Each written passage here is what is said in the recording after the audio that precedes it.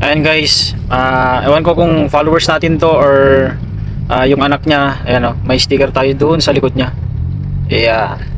Kita ba yung sticker? Uy, takpan na. Ayan o, shoutout sa tricycle driver ng kulay blue na to. Ayan, yun o, kita yung sticker natin. And let's go. Sa mga marami pa tayong sticker, yung old version ng sticker natin. Ayan, sa mga old version ng sticker natin, shoutout po sa inyo. Ayan, mga old followers at still nakasuporta pa rin kay Ayan Motovlog.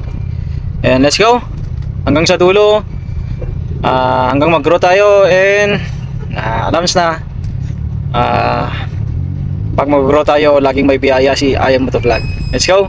And laging sinasabi na Ayan Motovlog sa kanyang vlog, mag-ingat-ingat parati. God bless. Peace out.